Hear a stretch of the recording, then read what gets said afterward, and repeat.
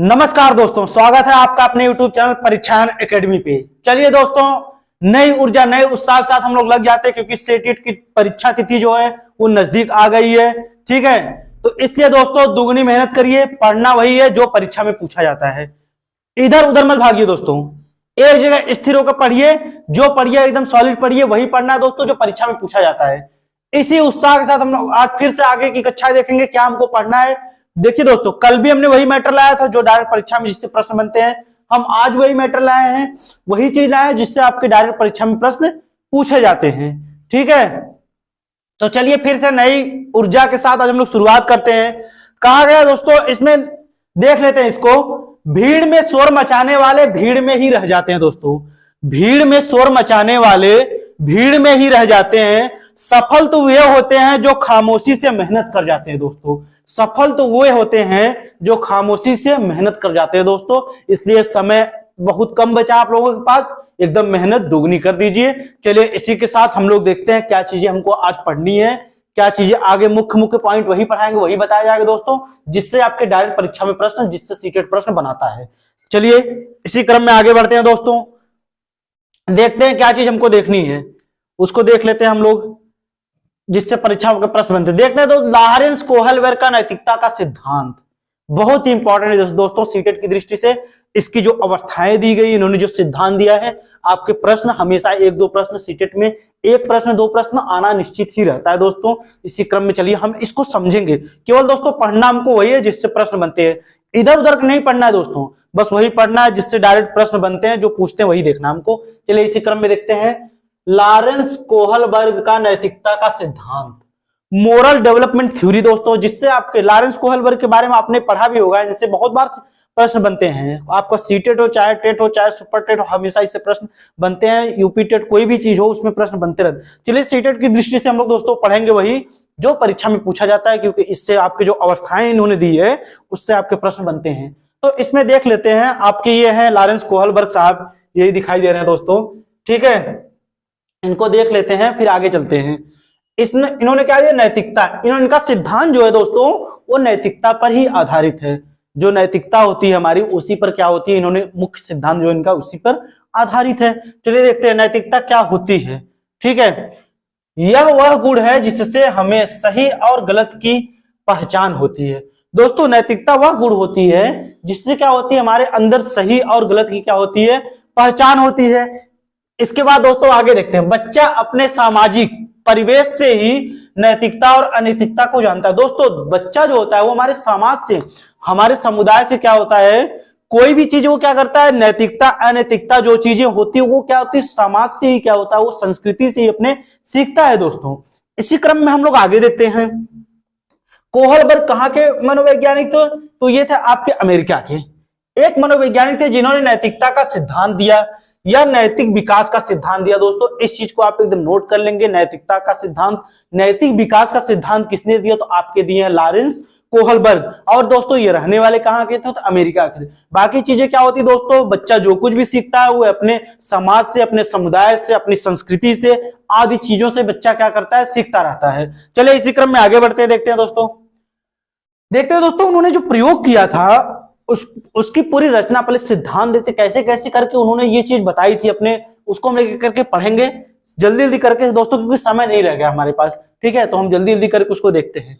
चलिए देखते हैं, कोहलबर्ग अपने प्रयोगों में छोटी कथाओं को उपस्थिति के रूप में उससे संबंधित नैतिक समस्याओं के संबंध में प्रश्न पूछते थे। ठीक है, इन्होंने कहा जो छोटी कथाएं रहती थी, कथावाद जो कुछ भी रहता था, उससे उपस्थित जो संबंधित नैतिक चीजें रहती थी, जो उसमें नैतिकता रहती थी, उसी क्या करते थे, ये पूछते थे। उनके द्वारा पूछे जाने वाली लघु कथाओं में एक लघु कथा निम्न है। जो लघु कथा उनमें पूछते थे, छोटी कथा उन्होंने पूछते थे, उसमें एक लघु कथा क्या निम्न है। देखते हैं दोस्तों कहानी। यूरोप में एक महिला मौत के कगार पर थी। डॉक्टरों ने कहा कि एक दवाई है जिससे शायद उसकी जान बच जाए।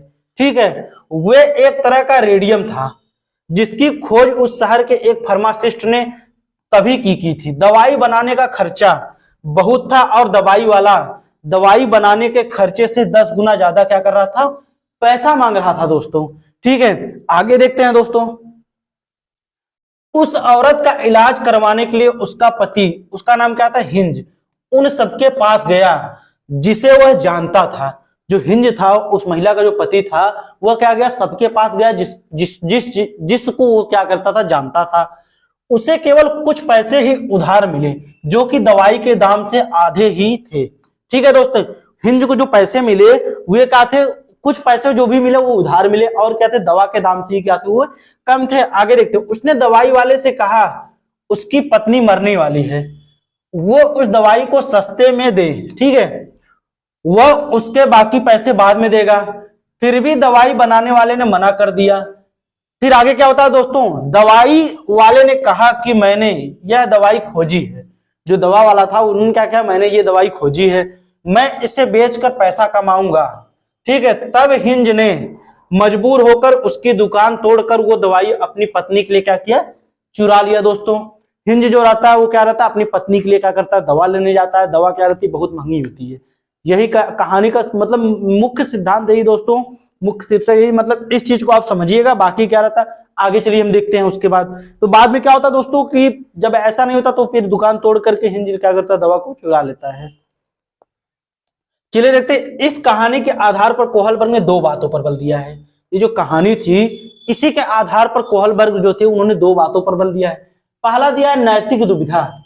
ठीक है, नैतिक दुविधा क्या होती है इसको हम देख लेते हैं। सही और गलत के बारे में दुविधा कहते हैं। ठीक है, सही और गलत के बारे में क्या कहते हैं, जो सही और गलत हम लोग निर्णय लेते हैं उसके बारे में दुविधा कहते हैं। डिसीजन लेने में शामिल प्रक्रिया को नैतिकता कहते हैं। डिसीजन लेने में शामिल प्रक्रिया को क्या कहते हैं, नैतिक। जैसे क्या होता है, हिंज अगर चोरी करेगा तो पुलिस पकड़ लेगी, और नहीं करेगा तो उसकी बीवी मर जाएगी। दोस्तों, इस चीज को आप क्या करेंगे, समझ लेंगे। सही और गलत के बारे में क्या होती है, जो हम तर्क वितर्क करते हुए क्या होती है, हमारी दुविधा रहती है, जो कुछ सोचते हैं। बाकी क्या रहता है, जो हम डिसीजन लेने की प्रक्रिया जो शामिल रहती है उसे हम क्या कहते हैं, नैतिकता कहते हैं। इसमें क्या होता है, हिंज अगर चोरी करेगा तो उसको क्या होता है, लगता है दोस्तों पुलिस पकड़ लेगी, और नहीं चोरी करेगा तो बीवी की मृत्यु हो जाएगी। आगे देखते हैं नैतिक तर्कड़ा क्या होती है, मोरल रीजनिंग। इन्होंने क्या बताया, दो चीज दिए दोस्तों, याद रखिएगा, नैतिक दुविधा और नैतिक तर्कड़ा। किसके द्वारा दिया गया आपका, लॉरेंस कोहलबर्ग के द्वारा। सही और गलत में किसी एक को चुनना, जैसे हिंज ने चोरी को चुना, सही और गलत में किसी एक को चुनना, तो हिंज ने क्या किया भाई, उन्होंने चोरी को चुना। ये क्या थी, उसकी नैतिक तर्कड़ा थी। आगे चलते हैं दोस्तों, कोहलबर्ग ने नैतिकता के 3 लेवल बताए हैं। ठीक है, नैतिकता के इन्होंने 3 लेवल बताए हैं, इससे आपके सीटेट में प्रश्न बनते हैं दोस्तों। चलिए इसको देख लेते हैं। पहली अवस्था क्या, प्राक रूढ़िगत नैतिकता का स्तर। ठीक है, प्री कन्वेंशनल स्टेज, जो कितने से कितने चलती है दोस्तों, 4 से 10 वर्ष तक चलती है। इसमें क्या कहा गया है, इस अवस्था में नैतिकता शून्य होती है। इस अवस्था में क्या होती है, हमारी नैतिकता क्या होती है, एकदम नगण्य होती है, अर्थात शून्य होती है। यानी बच्चों को सही गलत के बारे में पता नहीं होता है। इसमें क्या होता है, जो दोस्तों जो बच्चे होते हैं उनको सही गलत के बारे में क्या होता है, पता नहीं होता है। इस अवस्था में नैतिक तर्कड़ा दूसरे लोगों को मानकों के अनुसार होती है। नैतिक तर्कड़ा जो भी कुछ भी होती है दोस्तों, ये क्या होती है, दूसरों के जो मानक होते हैं, जो मानक निर्धारित होते हैं उसके क्या होती है, अनुसार होती है। चलिए आगे देखते हैं। इस अवस्था को 2 भागों में बांटा गया। जो पहली अवस्था की प्राक रूढ़िगत नैतिकता का प्री कन्वेंशनल स्टेज, इसको क्या किया गया दोस्तों, 2 भागों में बांटा गया है। पहला क्या है, दंड एवं आज्ञा पालन उन्मुखता। ठीक है, इसको देख लेते हैं। पनिशमेंट एंड ऑब्डियंस क्या होता है, इसको देख लेते। इसमें बच्चे की नैतिकता सजा और अजा पालन पर आधारित होती है। ठीक है दोस्तों, जब हिंज ने चोरी की तो बच्चों ने सोचा कि वह चोरी करेगा तो उसे क्या होगी, सजा मिलेगी। यह क्या हुई, दंड एवं आज्ञा पालन। इसमें क्या होती है, बच्चे की नैतिकता सजा और अजा जो भी कुछ भी चीज होती है उसका पालन करता है। इसमें क्या, जब हिंज ने चोरी की तो बच्चों ने सोचा कि अगर वह चोरी करेगा, सिद्धांत भाई जब हम पढ़ेंगे पहली बार तो यही तो लगेगा, अगर वह चोरी करेगा तो जाहिर सी बात उसे क्या मिलेगी, सजा भी मिलेगी। चलिए दूसरी देखते हैं। दूसरी इन्होंने बताई साधनात्मक सापेक्षा तथा उन्मुखता। ठीक है, इंस्ट्रूमेंटल रिलेटिविस्ट एंड इंडिविजुअलिज्म। इसको देखते हैं क्या होता है दोस्तों। इस अवस्था को जैसे को तैसे भी कहा जाता है। जो ये अवस्था होती है इसको क्या कहते हैं दोस्तों, जैसे को तैसे भी कहा जाता है। क्योंकि इसमें क्या होता है दोस्तों हमारा, क्योंकि इसमें इसके जैसा कोई व्यवहार उसके साथ वैसा ये खुद भी करेगा। इसमें क्या होता है, जैसा व्यवहार हम करेंगे वैसा व्यवहार भी हमारे साथ कोई करेगा। जैसा हम दूसरों के साथ करेंगे वैसा कोई हमारे साथ करेगा दोस्तों। इसमें क्या होता है, एक बच्चे ने दूसरे बच्चे की पेंसिल तोड़ी तो दूसरे बच्चे ने भी उसका क्या किया, पेन को तोड़ दिया दोस्तों। यही कहा है जैसे को तैसा। ठीक है, यही चीज कही गई दोस्तों। आगे देखते हैं, दूसरी देखते हैं रूढ़िगत नैतिकता का स्तर, कन्वेंशनल स्टेज। इसमें क्या होता है, ये कितने से कितने वर्ष तक चलती है दोस्तों, चलती है 10 से 13 वर्ष तक। इस चीज को आप नोट कर लेंगे। इसमें क्या कहा गया है, इस अवस्था में बच्चा दूसरे लोगों के मानकों को अपने अंदर समावेशित कर लेता है। इस अवस्था में जो बच्चा होता है, दूसरे लोगों का जो मानक होता है उसको क्या करता है, मानक स्वरूप जो होते हैं, जो उसको क्या अपने अंदर समावेशी समाहित कर लेता है, तथा उसी के अकॉर्डिंग सही गलत का क्या करता है, निर्णय करता है। दूसरी अवस्था इनकी क्या है, रूढ़िगत नैतिकता का स्तर। ठीक है दोस्तों, आगे चलते इसी क्रम देखते हैं। इस अवस्था को भी कितने भागों में बांटा गया, इन्होंने बांटा है 2। इस पहला क्या है, अच्छा लड़का अच्छी लड़की बनने की उन्मुखता। दूसरा क्या है, कानून एवं व्यवस्था उन्मुखता। इसको देख लेते हैं क्या कहा इन्होंने। इसमें बच्चा कानून बनाने तथा सामाजिक व्यवस्था को बनाए रखने की भावना विकसित करता है। ठीक है, क्योंकि उसके पापा का एक्सीडेंट हो गया था रेड लाइट पार करते हुए, इसलिए वह ऐसा नहीं करेगा। अगर किसी का मतलब दोस्तों इसमें कहा गया है उसके पापा का एक्सीडेंट हो गया था रेड लाइट क्रॉस करते हुए, तो बच्चा क्या करेगा, कभी ऐसा नहीं करेगा। और इसमें क्या होता है, अच्छा लड़का अच्छी लड़की बनने। दोस्तों इसमें क्या होता है, बच्चे क्या करते हैं, अपने को अच्छा दिखने के लिए समाज में क्या करते हैं, अपने को स्थापित करते हैं। ठीक है, उसमें कुछ ना कुछ करने की लालसा होती है, कुछ ना कुछ करना चाहते हैं अपने समाज के लिए। यही चीज इन्होंने बताया है। चलिए आगे देखते हैं। आगे देखते हैं तीसरी अवस्था, उत्तर रूढ़िगत नैतिकता, पोस्ट कन्वेंशनल स्टेज। ये कितने चलती है, 13 वर्ष से ऊपर, 13 वर्ष से आगे ये अवस्था चलती है दोस्तों। तीसरी अवस्था क्या है, उत्तर रूढ़िगत अवस्था। ठीक है, इसमें क्या होता है दोस्तों, उसको देखते हैं। इसमें डिसीजन खुद से लिए जाते हैं, ना कि समाज के जरिए। क्या सही है और क्या गलत, इसकी 2 अवस्थाएं इन्होंने भी बताई है। इसमें जो होता है डिसीजन क्या होते हैं, वो खुद से लिए जाते हैं, ना कि समाज के लिए, कि समाज क्या कह रहा है, क्या सही है क्या गलत, उस चीज को हम ध्यान नहीं देते हैं।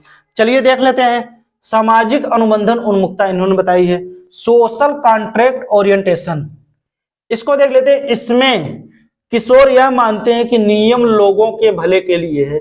इसमें जो बच्चे होते हैं वो यह मानते हैं जो नियम बने हैं वो क्या लोगों के भले के लिए हैं। अगर किसी नियम से किसी का नुकसान होता है तो ऐसे नियमों को क्या करना चाहिए दोस्तों, तोड़ देना चाहिए। ऐसा कौन सोचते हैं, जो किशोर हमारे होते हैं, जो बच्चे होते हैं, वो अगर रेड लाइट तोड़कर उसके पापा की जान बच सकती हो तो उसे क्या करते हो, वो तोड़ देता है। बच्चा ऐसा सोचता है कि अगर उस रेड लाइट को बचाने के लिए, अगर रेड लाइट को तोड़कर पापा की जान बचती है तो हम क्या करेंगे, उस रेड लाइट को तोड़ देंगे। यही चीज इन्होंने इस सिद्धांत बताया दोस्तों। चलिए दूसरी अवस्था देखते हैं इसकी। दूसरी क्या है, सार्वभौमिक नैतिकता सिद्धांत, यूनिवर्सल इथिकल प्रिंसिपल ओरिएंटेशन। क्या होता है दोस्तों, इसको देखते हैं हम लोग क्या होता है इसमें। इसमें किशोर दूसरों के विचारों से नहीं बल्कि अपने खुद के स्वयं के विचारों के मानकों के अनुसार क्या करता है दोस्तों, व्यवहार करता है। ठीक है, इसमें जो किशोर होते हैं, बच्चे होते हैं, वो क्या करते हैं, दूसरों के विचारों से नहीं बल्कि अपने खुद के विचारों से क्या करते हैं, उसके अनुसार कोई भी कार्य होता है व्यवहारों को करता है उसमें। इसमें किशोर दूसरों के फायदे के लिए अपनी जान पर भी खेल जाता है दोस्तों। यही हमारी क्या है, सार्वभौमिक नैतिकता का अवस्था जो होती है। इसमें किशोर मतलब खुद को अच्छा दिखाने के लिए, खुद को अच्छा बनने के लिए, अपने किशोर दूसरों के फायदे के लिए क्या करता है, अपनी जान को भी क्या करता है, अपनी जान को निछावर कर अपनी जान पर भी खेल जाते हैं। ठीक है दोस्तों, बहुत ही इंपॉर्टेंट सिद्धांत दोस्तों, वही पढ़ाया जा रहा है जो आपके डायरेक्ट प्रश्न बनते हैं, डायरेक्ट प्रश्न पूछे जाते हैं। इस चीज को आप क्या करेंगे, एकदम नोट कर लेंगे। चलिए आगे देखते हैं क्या पढ़ना हमको। आगे पढ़ना अल्बर्ट बंडूरा सामाजिक अधिगम सिद्धांत, सोशल लर्निंग थ्योरी। दोस्तों बहुत इंपॉर्टेंट है, बंडूरा साहब आपके हमेशा ये प्रश्न इनसे भी बनते हैं। ठीक है, सामाजिक अधिगम का सिद्धांत आपके कौन दिए, बंडूरा साहब। इनको ध्यान रखिएगा, बहुत इनसे हमेशा प्रश्न आपके बनते हैं दोस्तों। चलिए इसमें देखते हैं, इनको देख लेते हैं दोस्तों कि जो जो चीजें देखिए वही पढ़ाया जा रहा है, वही सिद्धांत बताए जा रहे हैं जिससे आपके सीटेड प्रश्न पूछता है। चलिए देखते हैं। अल्बर्ट बंडूरा कनाडा के निवासी हैं। ये कहाँ के थे, कनाडा के निवासी है, और उन्होंने सामाजिक अधिगम का सिद्धांत दिया। इस सिद्धांत में दूसरों के व्यवहार को देखकर सीखा जाता है। इन्होंने क्या बताया अपने सामाजिक अधिगम सिद्धांत में, क्या बताया कि यह सिद्धांत क्या करता है, दूसरों को देखकर क्या करता है, सीखा जाता है। समाज के मान्य व्यवहार को अपनाया जाता है तथा अमान्य व्यवहार को नकारा। जो मान्य समाज के लिए जो मान्य व्यवहार है उसको क्या किया जाता है, अपनाया जाता है। जो अमान्य व्यवहार उसको नकारा जाता है। इस सिद्धांत को अन्य नामों से भी जाना जाता है। चलिए देख लेते हैं, पूछता रहता है दोस्तों। इस सिद्धांत को सामाजिक अधिगम सिद्धांत देकर ये जो दिए गए इससे प्रश्न बनते हैं दोस्तों, याद रखिएगा, जरूर प्रश्न बनते रहते हैं।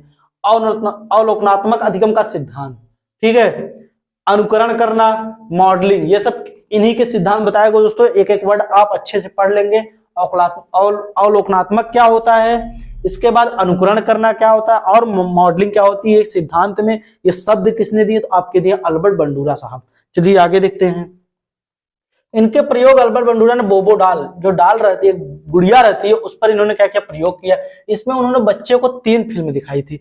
पहली फिल्म दिखाई क्या थी, जिसमें प्यार था, मतलब बच्चों वाली, जो इसमें सब कुछ मतलब प्यार, अच्छी चीजें जो थी उसको दिखाया। दूसरे में क्या था, सामाजिक रूप से उसको समाज से जोड़कर दिखाया, समाज में कैसे बच्चे अपने आप को ढालते, कैसे हर चीज। इसके बाद हिंसा, तीसरे में क्या थी, हिंसा, हिंसा कैसे की जाती है, इस चीज को, हिंसा के बारे में तीसरे में इन्होंने तीसरी फिल्म दिखाई थी। चलिए आगे देखते हैं।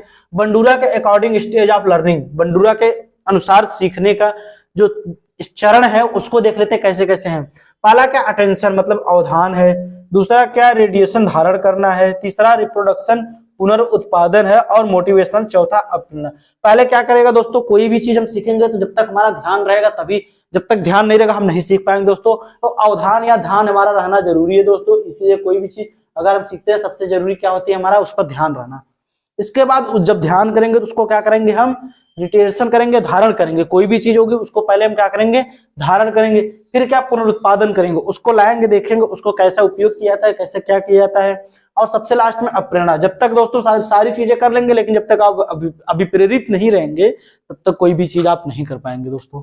ठीक है, इन्होंने अपने सिद्धांत नहीं बताया, आप इस चीज को नोट कर लेंगे। अटेंशन, रिटेंशन, इसके बाद रिटेंशन, प्रोडक्शन, और क्या है, मोटिवेशन। इस चीज को दोस्तों आप नोट कर लेंगे। चलिए आगे देखते हैं क्या चीज है। आगे देखते हैं दोस्तों, सबसे इंपॉर्टेंट आपके प्रश्न बनते हैं हमेशा। गार्डनर साहब जो है, ये हमेशा इनसे आपकी बुद्धि तो हमेशा पूछी जाती और इनका सिद्धांत हमेशा बनता है। चलिए देख लेते हैं हार्वर्ड गार्डनर का बहुबुद्धि। दोस्तों याद रखिएगा, बहुबुद्धि सिद्धांत हमेशा पूछता है। मल्टीपल इंटेलिजेंस, 7 इंटेलिजेंस थ्योरी, इन्होंने जो 7 प्रकार की बुद्धि बताई है उसको देख लेते हैं दोस्तों।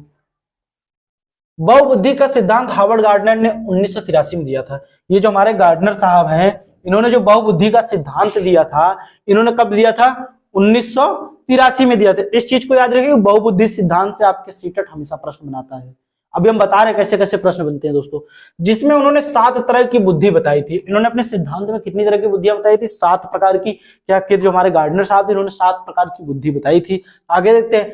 इनके अनुसार बुद्धि कोई एक तत्व नहीं, बल्कि कई अलग अलग प्रकार की बुद्धियों का अस्तित्व होता है। ठीक है दोस्तों, इन्होंने क्या बताया कि बुद्धि कोई तत्व नहीं है, बल्कि क्या है, अलग अलग प्रकार की बुद्धियों का क्या है, एक अस्तित्व है। प्रत्येक बुद्धि एक दूसरे से स्वतंत्र रहकर कार्य करती है। जो बुद्धि होती है हमारी, प्रत्येक बुद्धि क्या रहती है, एक दूसरे से स्वतंत्र होकर कोई भी कार्यों को करती है। चलिए इसी क्रम में आगे बढ़ते हैं। गार्डनर की बुद्धियों के प्रकार, ठीक है, टाइप्स ऑफ इंटेलिजेंस क्या होते हैं, गार्डनर की बुद्धियों के प्रकार, हम उसको देखते हैं और समझते हैं। पहला देखिए, इन्होंने क्या बताया, शाब्दिक भाषाई बुद्धि। इन्होंने क्या बताया, पहली बुद्धि जो बताई थी, वर्बल लिंग्विस्टिक इंटेलिजेंस, शाब्दिक भाषाई बुद्धि में इन्होंने क्या बताया दोस्तों, चलिए देखते हैं। इसके माध्यम से शब्दों और भाषा का ज्ञान होता है। इसके माध्यम से क्या होता है दोस्तों, जो शब्द होते हैं और जो भाषाएं हमारे द्वारा होती है उसका क्या होता है, ज्ञान होता है दोस्तों। जिन व्यक्तियों में इनका विकास अधिक हो तो वे क्या बनते हैं दोस्तों, जो जिनके अंदर शब्द और भाषा का ज्ञान अधिकतर हो तो वे क्या बनते हैं, वकील बनते हैं, कवि बनते हैं, पत्रकार आदि क्या होते हैं, ऐसे व्यक्ति, ऐसे लोग क्या बनते हैं, आपके वकील बनते हैं, पत्रकार बनते हैं, कवि आदि चीज बनते हैं, जिसके अंदर क्या होता है, भाषाओं का, शाब्दिक बुद्धि और भाषाओं का ज्ञान होता है। ठीक है दोस्तों, जिसके अंदर शब्दों को बनाने के, भाषाओं को व्यक्त करने का, अभिव्यक्त करने का ज्ञान होता है। इसी क्रम आगे बढ़ते देखते हैं। दूसरी क्या, तार्किक गणितीय बुद्धि। ठीक है, लॉजिकल मैथमेटिक इंटेलिजेंस क्या होता है, मैथमेटिकल इंटेलिजेंस क्या होता है उसको देखते हैं। इसमें तार्किक योग्यता मतलब तर्क के अनुसार जो कुछ भी तर्क करते हैं, सोचते हैं, विचारते हैं, मैथ कैलकुलेशन अधिक होती है। ऐसे में क्या होती है, जो होते हैं उनमें क्या होती है, मैथ कैलकुलेशन उनमें अधिक होती है। जिन व्यक्तियों में इनका विकास अधिक हो तो वो क्या बनते हैं, अकाउंटेंट बनते हैं, बैंकर बनते हैं, साइंटिस्ट बनते हैं, आदि चीजें क्या होती है, ये बनते हैं। ठीक है दोस्तों, तो इस चीज को आप क्या करेंगे, नोट कर लेंगे, समझ लेंगे और देख लेंगे।